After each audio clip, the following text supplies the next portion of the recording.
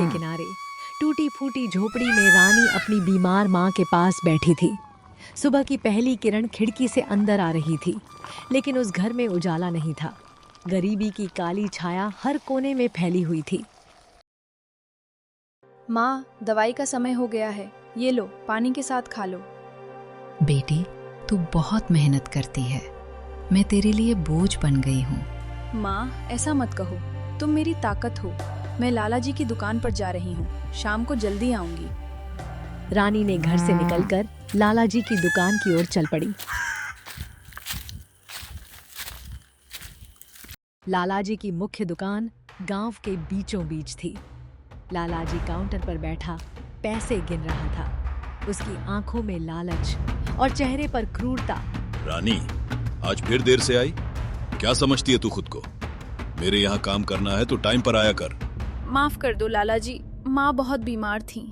मुझे तेरी माँ से क्या मतलब? जा, जल्दी से काम शुरू कर। आज गांव में मेला है, बहुत भीड़ आएगी। रानी ने चुपचाप रसोई में जाकर काम शुरू किया। उसकी दादी से सीखे हुए स्पेशल मसाले से बनाई गई फ्राइड राइस में ऐसा जादू था कि पूरा गांव उसकी तारीफ करता था। भाई, रानी दीदी की बनाई फ्राइड राइस दे दो, उसके स्पेशल मसाले का जायका ही अलग है। हाँ भाई, वो मसाला कमाल का है। रानी के हाथ का खाना तो बस लाजवाब। लाला जी यह सब सुन रहा था। उसे रानी की तारीफ अच्छी नहीं लगती थी, लेकिन वह जानता था कि रानी के स्पेशल मसाले वाली फ्राइड राइस के बिना उसकी दुकान की कमाई आधी हो जाएगी।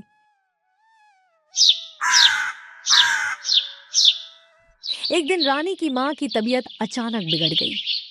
सुबह वह उन्हें डॉक्टर के पास ले गई, जिससे उसे दुकान पहुंचने में देर हो गई। जब रानी दुकान पहुंची तो लालाजी आग बबूला हो रहा था। 2 घंटे की देरी? तूने मेरा कितना नुकसान करवाया। ग्राहक तेरी स्पेशल फ्राइड राइस मांग रहे थे और यहाँ कोई बनाने वाला नहीं था। लाला जी, माँ बहुत बीमार थी, मुझे उन्हें अस्पताल ले जाना पड़ा। जय, तेरी कहानियां नहीं सुननी। आज से तेरी सैलरी आधी हो गई और निकल यहाँ से। अगली बार ऐसा हुआ तो नौकरी से निकाल दूंगा। रानी को बहुत बुरा लगा, लेकिन उसने कुछ नहीं कहा। वह चुपचाप काम करती रही। शाम को घर जाकर वह अकेले उस पुराने पेड़ के नीचे बैठ गई और फूट फूट कर रोने लगी। रानी अभी भी बेंच पर बैठी सोच रही थी कि अब क्या करेगी। तभी एक युवक उसके पास आया। उसके कपड़े साधारण थे, लेकिन चेहरे पर एक अजीब सा आत्मविश्वास था। क्या हुआ जी? इतनी परेशान क्यों हो? कुछ नहीं, आप कौन हैं और आपको क्या मतलब? मेरा नाम राजू है। मैं पिछले महीने इस गांव में आया हूँ। मैंने शहर में होटल मैनेजमेंट की पढ़ाई की है। ठीक है। देखो, मैं जानता हूँ तुम मुझे नहीं जानती, लेकिन मैंने तुम्हारे बारे में बहुत सुना है। तुम्हारी स्पेशल मसाले वाली फ्राइड राइस की तारीफ पूरा गांव करता है। हाँ तो इतनी परेशान क्यों हो? क्या लाला जी ने फिर कुछ किया? मैं मदद करना चाहता हूँ, लेकिन पहले तुम मुझे बताओ, हुआ क्या है? रानी ने राजू को देखा, उसकी अच्छाई पर भरोसा किया और बोली, ठीक है, आज माँ बीमार थी तो मुझे दुकान पहुंचने में देर हो गई। और फिर रानी ने अपनी पूरी कहानी राजू को सुनाई। राजू ने बोला, देखो रानी, तुम्हारी स्पेशल मसाले वाली फ्राइड राइस पूरे गांव में मशहूर है। अपना खुद का बिजनेस शुरू करो। खुद का बिजनेस? मेरे पास तो खाने के पैसे नहीं हैं, बिजनेस कहाँ से करूंगी? मैं तुम्हारी मदद करूंगा। मेरे पास थोड़ी बचत है। हम मिलकर एक छोटी सी दुकान शुरू कर सकते हैं। रानी के मन में 1000 सवाल उठे। क्या वह किसी अनजान आदमी पर भरोसा कर सकती है? लेकिन राजू की आंखों में सच्चाई थी। लेकिन अगर हम नाकाम हो गए तो फिर से कोशिश करेंगे। रानी ने रात भर सोचा।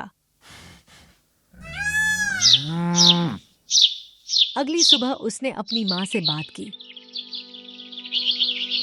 बेटी, जो तुझे सही लगे वो कर। रानी ने हिम्मत जुटाई और राजू से मिली। लेकिन राजू के मन में कुछ और था। रानी, हमें कुछ यूनिक चाहिए। यूनिक मतलब? इस गांव के लोग मटन के दीवाने हैं। हाँ, ये तो सच है। मैंने शहर में तंदूरी चीजें देखी हैं। क्यों ना हम तंदूरी मटन बनाए? तंदूरी मटन? लेकिन तंदूर कहाँ से आएगा? मैं बनवा दूंगा। तुम्हारे स्पेशल मसाले से मटन मैरिनेट करके तंदूर में पकाना है। अगर लोगों को पसंद नहीं आया तो? तब कुछ और ट्राई करेंगे। प्लीज एक बार कोशिश तो करो। रानी ने गहरी सांस ली। ठीक है, मैं कोशिश करूंगी। बस यही तो मैं सुनना चाहता था। दोनों ने बाजार के कोने में एक छोटी सी जगह किराए पर ली और राजू ने तंदूर बनवाया। रानी ने खास मसालों में मटन को मैरिनेट करके तंदूर में पकाया और पूरी गली खुशबू से भर गई। ये तो कमाल हो गया। सच में खुशबू तो कमाल की आ रही है। परफेक्ट। ये हमारी सीक्रेट रेसिपी है। 3 दिन बाद रानी की दुकान तैयार हो गई। बोर्ड पर लिखा था, रानी की स्पेशल तंदूरी मटन, गांव का पहला तंदूरी मटन। दुकान के पहले दिन रानी बहुत घबराई हुई थी। घबराओ मत रानी, आज का दिन बहुत अच्छा जाएगा। सुबह से ही तंदूर में पकते मटन की खुशबू फैल रही थी। दोपहर के समय एक बूढ़ी औरत वहां से गुजरी। अरे, ये क्या खुशबू आ रही है? अरे, ये तो रानी है। तूने अपनी दुकान खोल ली? हाँ मौसी, ये मेरी नई रेसिपी है, आप ट्राई करोगी? हाँ बेटी, दे दे एक प्लेट। रानी ने गरम गरम तंदूरी मटन परोसा। बूढ़ी औरत ने पहला टुकड़ा खाया और उसकी आंखें चमक उठी। वाह बेटे, मैंने जिंदगी में ऐसा स्वाद नहीं चखा।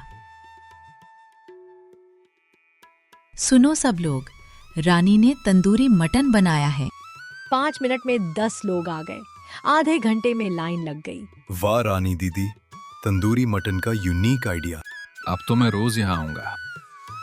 शाम तक सारा मटन बिक गया। रानी, हमने करके दिखा दिया। राजू, ये सब तुम्हारी वजह से हुआ। दूसरे दिन की सुबह लालाजी को खबर मिली। लाला जी, रानी ने अपनी दुकान खोल ली है। क्या बकवास, वो गरीब लड़की दुकान चलाएगी? कल तो उसकी दुकान पर इतनी भीड़ थी। मैं देखता हूँ, चल मुझे उसकी दुकान दिखा। लालाजी जब रानी की दुकान पहुंचा तो लंबी लाइन देखकर हैरान रह गया। ये लड़की मेरा बिजनेस बर्बाद कर देगी। लालाजी ने अपनी दुकान में भी तंदूर मंगवाया। आज से तंदूरी मटन बनाओगे, रानी से भी सस्ती बेचनी है। लेकिन लालाजी की तंदूरी मटन में वो बात नहीं थी। एक हफ्ते में ही उसकी दुकानों में ग्राहक कम होने लगे। महीना बीतते बीतते रानी की दुकान गांव की सबसे मशहूर जगह बन गई। राजू ने दुकान को बड़ा किया।